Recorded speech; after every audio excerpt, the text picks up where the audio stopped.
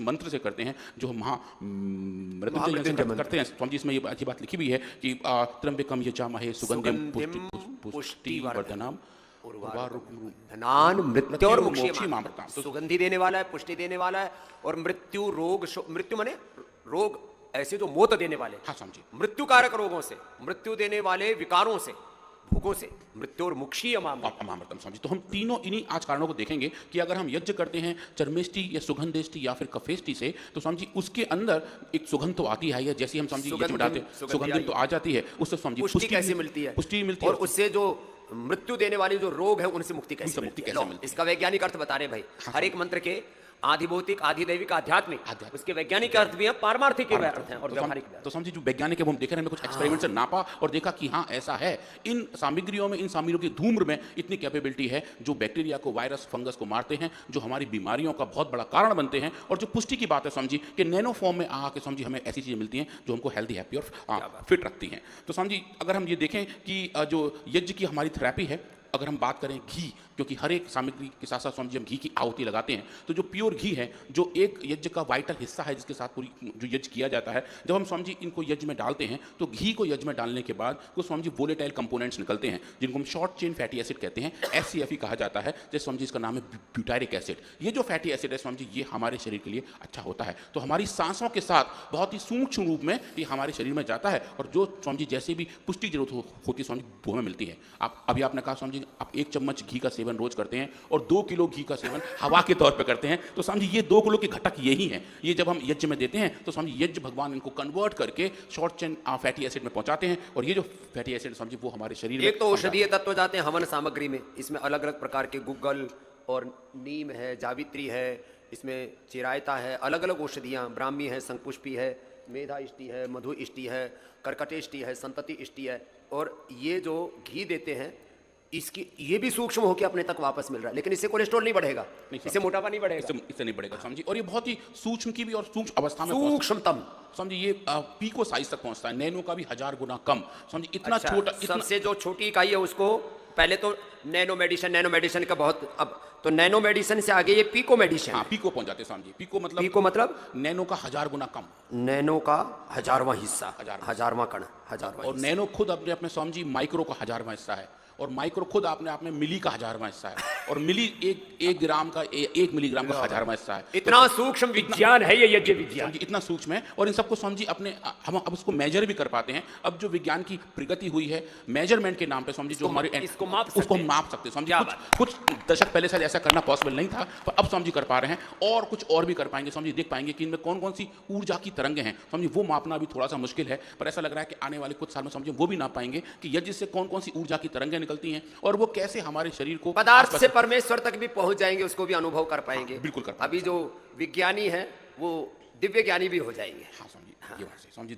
दिव्य ज्ञान जब आ जाएगा तो आई थिंक हम शायद पदार्थ को जान रहे हैं, परमेश्वर तो सूक्ष्मतम तम है, तम तक जब हम दिव्य ज्ञान तक पहुंच जाएंगे तो मुझे लगता है फिर ये विज्ञान पीछे रह जाएगा, क्योंकि हम वो चीज समझ पाएंगे, वो चीज महसूस कर पाएंगे जिसको समझिए नापना, मेजर करना उतना आसान नहीं होता है। तो समझिए वहां भी जल्दी पहुंचेंगे। पर अगर हम बात करें घी की, हम जब घी की आहुति देते हैं तो हमें क्या मिल रहा है, और जो सामग्री है समझिए, इतनी सारी सामग्री हमारे पास है, वातेष्टि से लेके मेधेष्टि, पितेष्टि, कफेष्टि, कर्कटेष्टि, दिव्यष्टि समझिए, इन सब के अपने अपने कंपोनेंट हैं। आज समझिए हम स्पेसिफिक एक स्टडी के तौर पे चर्मेष्टि को देखेंगे, जो स्किन डिजीज को दूर करने के लिए एक सामग्री फॉर्मुलेट की गई है। और समझिए ये जो सामग्री है, जब हम इससे यज्ञ करते हैं, इसकी आहुति देते हैं, तो कैसे कैसे चेंजेस इस सामग्री के घटकों में होते हैं, और कैसे समझिए वो हवा में जाके अलग अलग स्किन पैथोजेंस को मारते हैं। हमने समझिए वो एक्सपेरिमेंट भी करके देखे और पाया कि किस तरीके से समझिए इस सामग्री के अंदर एंटी बैक्टीरियल और एंटी फंगल कंपोनेंट भी हैं। और समझिए ये देखिए, जब हम इस सामग्री को यज्ञ करते हैं और यज्ञ की धुएं को इकट्ठा करके उसकी स्पेसिफिक केमिस्ट्री करके देखते हैं, तो आप देखें समझिए इसके अंदर कितने अच्छे क्वालिटी के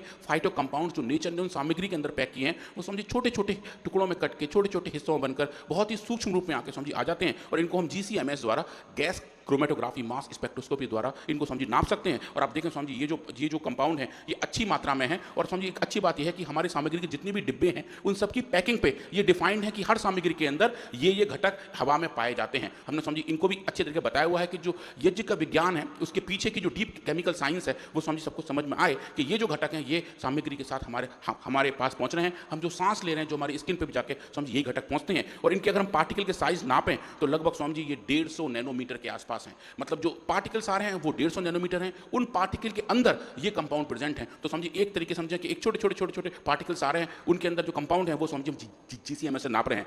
200 नैनोमीटर से छोटी जो भी चीज़ें समझिए उसको नैनो साइंस के हिसाब से नैनो पार्टिकल कहा जाता है। ये सब समझिए 150 के आसपास हैं। तो बेसिकली जैसे ही हम सामग्री को यज्ञ में डाल रहे हैं, यज्ञ में उसकी आहुति दे रहे हैं, समझिए वो नैनो पार्टिकल में कन्वर्ट हो रहे हैं और उन नैनो के अंदर समझिए और छोटे छोटे घटक हैं और वो घटक केमिकल छोटे छोटे कंपाउंड हैं जो वो हैं जो समझिए हमारे शरीर को अच्छा वैल्यू देते हैं और समझिए जो अच्छे तरीके से एंटी इन्फेक्शन वाली बात है वो समझिए इन पार्टिकल के थ्रू होती है। तो चर्मेस्टी धूप की जो केमिकल एनालिसिस हम स्क्रीन पर देख रहे हैं और समझिए ये एक लंबी लिस्ट है कि कौन कौन से कंपाउंड हमने इसके अंदर पाए और समझिए वो जो कंपाउंड्स हैं उनकी अपनी अपनी बायोलॉजिकल एक्टिविटी है, अपनी अपनी माइक्रोबायोलॉजिकल कैपेबिलिटी है, वो सब समझिए हमने टेस्ट करके देखी। और ये समझिए अब देखिए स्कैनिंग इलेक्ट्रॉन माइक्रोस्कोप के अंदर अगर इस धूम को इकट्ठा करके हम देखें, समझिए इतना छोटा सूक्ष्मदर्शी जो उन चीज़ों को देख लेता है जो नंगी आंखों से दिखाई नहीं देता, ये लगभग समझिए 10 लाख गुना छोटा करके 10 लाख गुना छोटी चीज को भी बड़ा करके देख सकता है। तो ये देखें समझिए जो पार्टिकल दिखाई दे रहे हैं चौकोर चौकोर गोल गोल गोल गोल, ये सब वो वाले पार्टिकल हैं समझिए जो धूम्र के द्वारा हम हवा में आ रहे हैं। अभी हम यहाँ बैठे हैं तो हम सबके लंग्स में भी समझिए यही पार्टिकल जा रहे हैं, हमारी स्किन पर भी यही पार्टिकल जा रहे हैं। और आप जो कहते हैं समझिए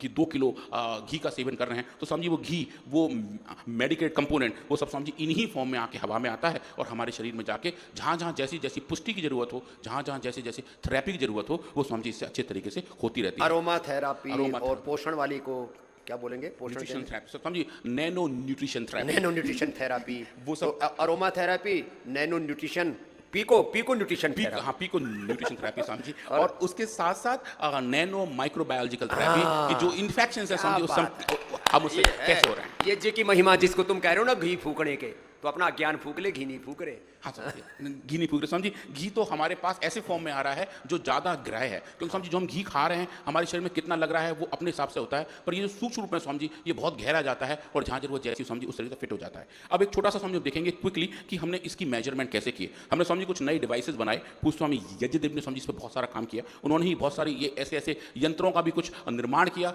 PRI के साइंटिस्ट के साथ मिलकर समझिए हमने इन पर काम करके देखा कि इनके अंदर कैसी कैसी तरीके से हम नाप सकते हैं कि जब यज्ञ करें तो क्या इनकी माइक्रोबायोलॉजिकल कैपेबिलिटी मेजर की जा सकती है। समझिए एक ऐसा बॉक्स बनाया जिसके अंदर हम ये धूम्र ज़्यादा मात्रा में पैक कर सकते हैं और देखा समझिए कि किस तरीके से इन पैक की धूम्र का हम इम्पैक्ट बैक्टीरिया, वायरस, फंगस पर देख सकते हैं। और ये समझिए ये बहुत क्विक वाला डेटा है जब हमने देखा कि जो अगर हम एक ऐसा फंगस जिसका नाम कैनेडा एल्बिकेंस है उसको समझिए देखें अगर वो ग्रो हो रहा है और ये समझिए हम इसमें सिर्फ धूम्र दे रहे हैं तो आप देखिए समझिए ये जो फंगस की अपनी स्पीड है, जो अपने फंगस की होने की ग्रोथ के रेट हैं, आप वो देखें समझिए जहाँ जहाँ हम जैसे ऐसे धूम्र दे रहे हैं वैसे समझिए ये बड़े हुए फंगस समझिए देखिए बिल्कुल तुरंत बिल्कुल पूरा मोक्ष हो गया, पूरे साफ हो जाते हैं। वही समझिए वही ये सब मोक्ष की तरफ गति करने लगते हैं और हमारी जो हेल्थ है समझिए वो अच्छी बनी रहती है, क्योंकि इस फंगस से लड़ना समझिए बड़ा चैलेंज है। WHO के हिसाब से जो अगली महामारी अगर आई तो वो समझिए कनाडा के ऊपर ही आएगी, क्योंकि पूरे विश्व में इसका प्रकोप बढ़ता जा रहा है और ये हवा में भी है, ये मिट्टी में भी है, ये हमारे कपड़ों में भी आसपास भी है और ये स्किन पैथोजन समझिए खतरनाक वाला है। ये नाक से लेकर स्किन तक और समझिए शरीर के अंदर चला जाए तो पता नहीं किस किस तरीके की बीमारी को जन्म देता है। सिर्फ एक यज्ञ करने से समझिए इस फंगस की ग्रोथ कंट्रोल की जा सकती है, ये समझिए हमने विश्व में पहली बार दिखाया। और एक बड़ी वाली बात है कि जो ऐसे कारक जो हमारे हेल्थ को कंप्रोमाइज करते हैं समझिए वो इसकी वजह से, धूम्र की वजह से समझिए कंट्रोल किए जा सकते हैं। ये समझिए हमने टाइम डिपेंडेंट तरीके से करके देखा, डोज डिपेंडेंट तरीके से करके देखा। यज्ञ की सामग्री की मात्रा बढ़ा दें तो समझिए इंपैक्ट बढ़ जाता है, यज्ञ के करने की ड्यूरेशन को बढ़ा दें तो भी समझिए इंपैक्ट बढ़ जाता है। 20-25 मिनट से लेकर आधा घंटे में पूरा काम हो जाता है, पूरा काम हो जाता है समझिए। पर इसका जो एक्सपोजर है वो समझिए 24 घंटे तक काम करता है। जैसे ये जो धूम्र है अगर हम यहाँ पे इसको 24 घंटे बाद भी नापें तो समझिए 24 घंटे तक इस हवा में, इसलिए 24 घंटे में एक बार हवन अवश्य करना चाहिए। यही पंच महायज्ञों की हमारी परंपरा है, देव यज्ञ, ब्रह्म यज्ञ, अतिथि यज्ञ, पितृयज्ञ।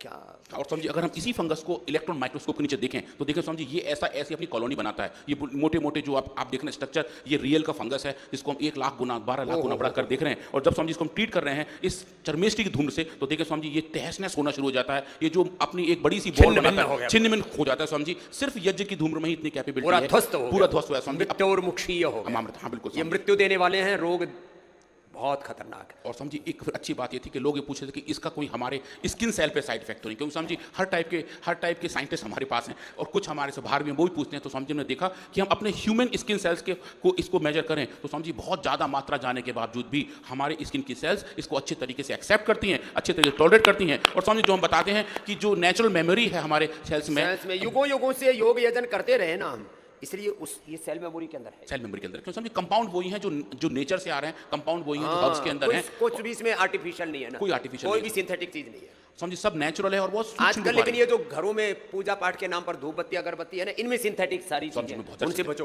हाँ समझिए, समझिए उनमें तो पता नहीं क्या क्या होता है, समझिए उन पे भी हमने बहुत काम किया है। एक दिन समझिए उसके बारे में बात करते हैं। हमने लगभग जो पूजा पाठ के नाम वो जरूर बताना है। समझिए 12-15 अलग अलग ब्रांड हमने देखे, उनकी धूप बत्ती, उनकी अगरबत्ती, देखा उनका क्या क्या घटक हैं। समझिए कुछ तो ऐसे हैं जिनकी वजह से कैंसर होता है। हवा में जाएंगे इसलिए हमने ये पंचगव्य से पूजा की सामग्री पूरी बनाई है सबके लिए। ये भी घर में लेके जाना। अब इसके ऊपर नए वर्ष पर इस पर डिस्काउंट दे दो भाई। हाँ, सब लेकर के जाएंगे, जिससे कि अपने घरों में लोगों को सब चीज़ों में डिस्काउंट चाहिए। ये भी सब घरों में लेके जाना। बहुत अच्छे अच्छे बना रखे, 1 महीने की पूरी पूजा सामग्री है इसके अंदर। जी स्वामी जी, हमने एक काम और किया। हमने देखा ये जो फंगस है स्वामी जी, ये अपना एक बायोफिल्म बनाता है, एक अपना कुनवा बना के। ये बायोफिल्म बड़ी खतरनाक है। ये जो बायोफिल्म भी खतरनाक है, बायोफिल्म ज्यादा खतरनाक है, क्योंकि उसको तोड़ना बहुत चैलेंजिंग होता है। हमने समझी इस बायोफिल्म को बनाया और इलेक्ट्रॉन माइक्रोस्कोप में देखा। ये देखें समझिए, पूरी एक बड़ी बायोफिल्म है जो इस फंगस की बनी हुई है। और जब इस बायोफिल्म को समझिए हम एक्सपोजर दे रहे हैं चरमेसी धूप से, तो आप देखें समझिए इसका धूप का छोटा सा एक्सपोजर ही इस पूरे बायोफिल्म को समझिए तोड़ देता है। जैसे हम बात करते हैं महाभारत काल में अभिमन्यु ने चक्रव्यूह को तोड़ा था, समझिए वही चक्रव्यूह है इस फंगस का, जिसको समझिए ये चरमेश की धूप का एक एक्सपोजर अच्छे तरीके से तोड़ देता है। और समझिए फिर इससे लड़ना, इससे जीतना आसान हो जाता है। इसके बाद समझिए हमारे सेल्स की इम्यूनिटी काम करती है और इम्यून सेल जाके इन फंगस को समझिए काबू कर लेते हैं। तो ये एक तरीके से ये देखना कि ऐसी बीमारियां, ऐसी बीमारियों के कारक जो समझिए बुरी तरीके से हमें अफेक्ट करते हैं, हमारे मृत्यु तक का कारण बनते हैं, समझिए उन सब से मर गए ना। चाहे कोरोना में कितने लोग मर गए और आगे भी कितने लोग मरेंगे। और थोड़ी गैस जहरीली हो जाए तो एक साथ भोपाल में तो 25,000 लोग मर गए थे। और ये जीवन ना पूरा वायव्य जीवन है, वायव्य जीवन। कल बता रहे थे ना, ये जो है अब दिखने वाला द्रव्य हमको जल दिखता है, लेकिन बना किससे? ऑक्सीजन और हाइड्रोजन से, H2O। हाँ, माने ऑक्सीजन का कितना सेल है उसमें? समझिए ऑक्सीजन के उसमें एक एलिमेंट है, एक एटम है, और हाइड्रोजन के 2 एटम। लो, तो ये सारी जो दुनिया है ना, ये सूक्ष्म घटकों से ही बनी है। और उन सूक्ष्म घटकों के प्रति आदमी इतने मोटी दृष्टि वाला हो गया, इतना सरफेस पर आ गया है, वो सूक्ष्म चीज़ों को इग्नोर कर रहा है। इसलिए योग का, यजन का, भजन का, सद्गुरुओं की सद्ज्ञान का, उनकी भक्ति का, उनकी सन्निधि का बहुत सूक्ष्म असर होता है। इस असर को सब अनुभव करें और सब बुरी चीज़ों के बुरे असर से बचें। इसी संकल्प के साथ आज के अनुष्ठान को देते हैं विराम। ओम।